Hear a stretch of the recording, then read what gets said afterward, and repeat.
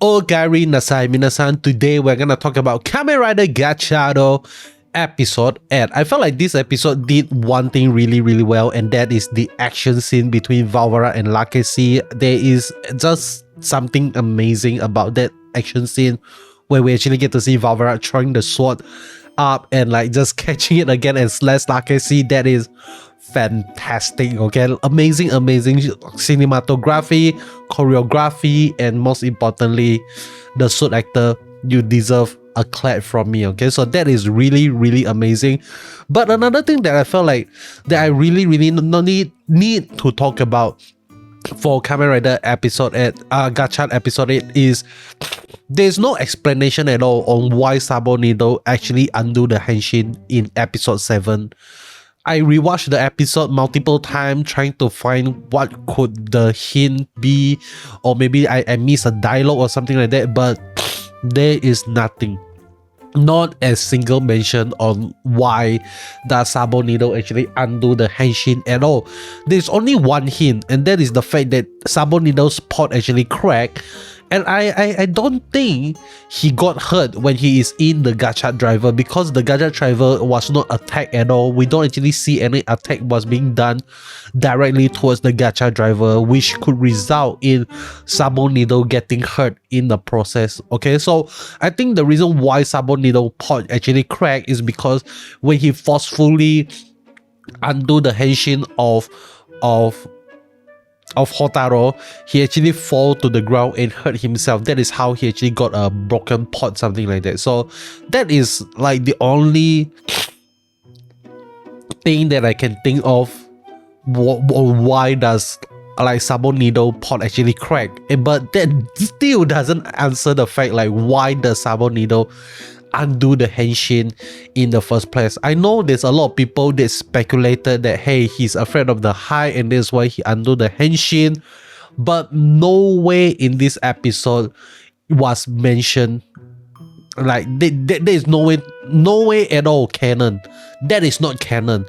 There's not a single dialogue that actually talk about hey, Sabo Nido is afraid of the height and that's why he undo the henshin. So I think if only they just give a single line of dialogue, they don't really need to explain a lot. Just like Sabo Nido, why do you undo the henshin in the previous episode, and be like Sabo Nido be like Sabo, and it's like oh, you are afraid of the height, and then like Sabo Nido be like oh Sabo, something like that. That's it. That's all we need. Okay, like that's all we need to kind of like understand what Sabo Nido is going through. And I felt like just adding in that one single dialogue and maintain the rest of the episode, I felt like it's gonna be way much more impactful, because we know by the end of the episode Sabo Nido is willing to overcome his fear to not only protect his friend Riku but also save Riku's father. I think that is like really important for us to really see that hey, Sabo Nido as a Chemy really cares for human, and I felt like it will really increase the story factor, like really make us care more about Sabo Nido in the first place itself. So that is kind of like a just a big question mark that I got after watching this episode. Is like what really happened. Like no one explained anything, and I a lot of people have their own theory, and I don't even think my own theory is correct. Like Sabo Nido already knew that the Malgam that they are fighting is actually the father of Riku. I don't think that theory is accurate at all, and I don't think Sabo Nido being afraid of the height is accurate also, because I think that is like the closest possibility, but at the same time there is no real inward explanation on why. Okay, so we can only use our theory on what actually happened. Another possibility on like why Sabo Nido undo the henshin is because they want to create kind of like a forced tension, a forced danger situation for Houtarou to overcome, and they also kind of like want to end the episode on a cliffhanger to like kind of like a shock video, like oh, what is gonna happen? Is Houtarou gonna survive? What is his fate? obviously he's gonna survive. No one is surprised by that at all. So I think that is just to create false tension that a lot of people is just gonna be like, oh, okay, danger, something like that. But I think this exact reason in episode 8 of Kamen Rider Gotchard is like what makes people don't really enjoy Gotchard in the first place. And I think if Gotchard doesn't actually come after Geats, it doesn't come after Revise, I felt like it is still okay. You know, like Gotchard is still an okay rider series if it doesn't come right after Revise and come right after Geats.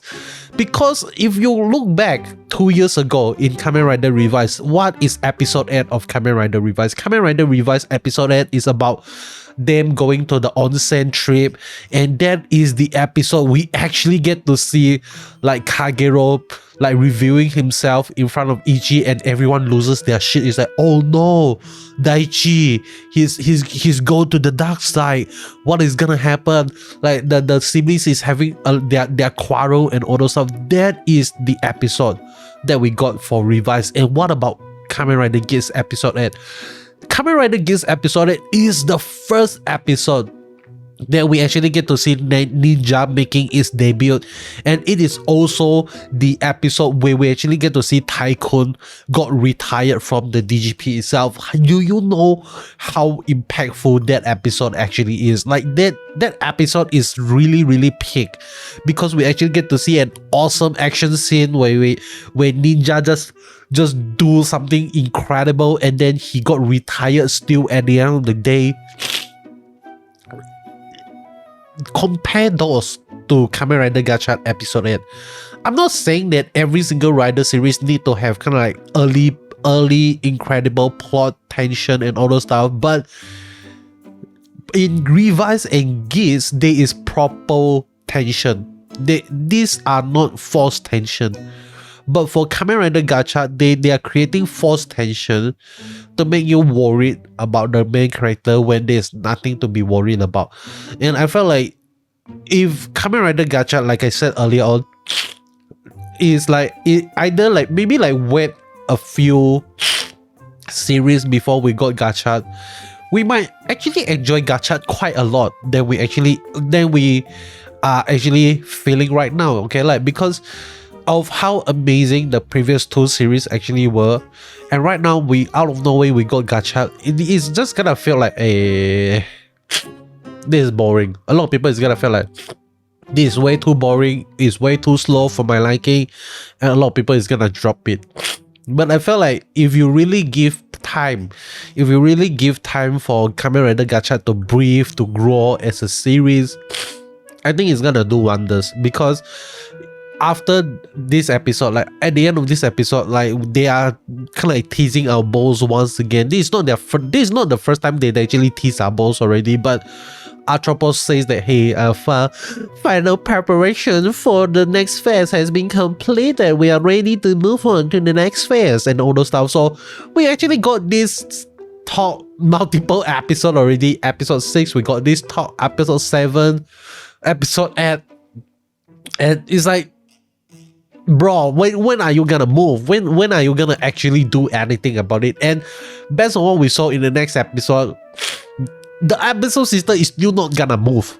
The episode sister is still gonna like, you know, like chill, chotomate kudasai. They are going to Kyoto, so I'm gonna let them enjoy their school trip at the moment and all the stuff. Maybe we are not sure what is actually gonna happen in Kyoto, but I hope it is gonna be really fun, really interesting in the first place. But yeah, I am not sure how the story is gonna progress. Like even my bingo card right now is like I'm ready to throw that out into the drain, but I'm still keeping hope. Hopefully they are gonna make a return. Hopefully I at least get 1 or 2 correct, okay, from Kamen Rider Gotchard. I really did not expect up until episode 8. I still don't actually got anything from the bingo card at all. But then again, I think that is also kind of like my problem, because I think I kind of like created that bingo card from a freshly knowledge that I gained from Kamen Rider Gotchard and Kamen Rider Revive. So it's not like really suitable to this like Showa type of Kamen Rider series, something like that. Okay, so that is really interesting. Another thing that I felt really interesting in this episode is how Rine actually throw the 2 cards to Houtarou. It actually reminded me of Ankh and what was the name of the Kamen Rider name? I don't know, okay, but it really reminds me of Ankh and AG, okay, Ankh and AG. Like Ankh is gonna throw the core medal to AG. It's like AG, and then he throw the core medal, and AG is gonna capture the core medal. And when Rine throw the card to Houtarou, it just kind of like reminded me of that for some weird reason. But yeah, I think in this episode, even though like I mentioned, there's no real answer to why Sabonido do what he does, like undo the henshin, but it is still quite an enjoyable episode because we still get to see an amazing action scene, and most importantly, we get to see Lakesi. Always a pleasant play. It's always a pleasure to see her in action in any episode at all. Hopefully she act in other series, like in other movie or drama. I'm gonna go check her out, you know, so not in a weird way, but I just want to appreciate her beauty. I want to appreciate her career as an actress. I don't know why do I say that. It sounds a lot more creepy the more I say it. But with that being said, that is all from me.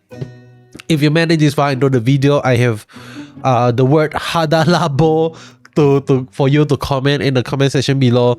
And the reason why I want to say Hadalabo is because in All-Summer Sentai, like at the episode 34, I actually give a kind of like a waffle crackle as the kind of like secret word, and right now that is a brand name, so I want to give another brand name for you to comment in the comment section below.